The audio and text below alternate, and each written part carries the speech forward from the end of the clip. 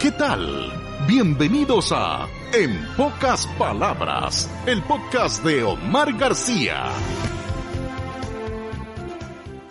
En Estados Unidos, el diario The New York Times informó que 25.600 personas entre adultos mayores y cuidadores en asilos han perdido la vida desde el brote de la pandemia del nuevo coronavirus en Estados Unidos, donde se registran más de 78.113 víctimas. En México, el Hospital Ignacio Zaragoza de la capital alquiló un camión frigorífico para depositar cuerpos de fallecidos por COVID-19, debido a la saturación de sus morgues para cuerpos y al colapso de sus funerarias. En Francia, la Asamblea Nacional aprobó la extensión del estado de emergencia de salud hasta el próximo 10 de julio, después de que diputados llegaron a un acuerdo sobre los puntos más controvertidos del texto. En India, las autoridades de la ciudad de Ahmedabad utilizan drones y camiones cisternas para desinfectar las calles de la ciudad de 5.500.000 habitantes. Es uno de los principales focos de contagio del nuevo coronavirus. En España, la Liga de Fútbol Profesional anunció que 5 jugadores, todos ellos asintomáticos y en la fase final de la enfermedad, dieron positivo por coronavirus tras las pruebas médicas previas al comienzo de los entrenamientos. En Roma, el Papa Francisco pidió a los líderes de la Unión Europea que hagan frente al impacto social y económico de la pandemia del coronavirus en un espíritu de armonía y colaboración.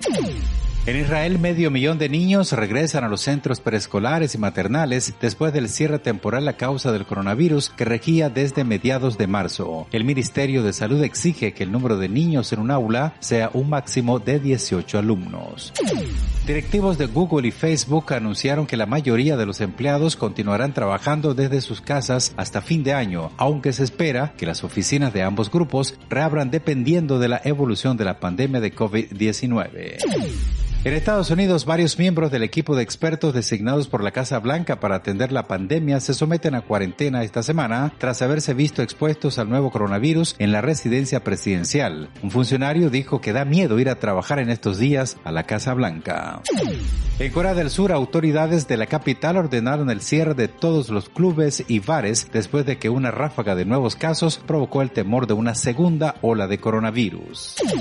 En Guatemala, el defensor del pueblo, Jordán Rodas, acusó al Ministerio de Salud Pública de una grave incapacidad administrativa en medio de la emergencia sanitaria de la pandemia del coronavirus debido a la falta de información detallada del número exacto de casos positivos, negativos y recuperados por municipios.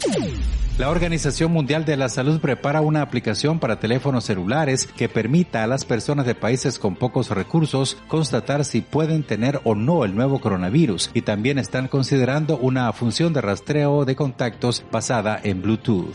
Gracias por elegirnos entre el infinito mundo de las comunicaciones actuales.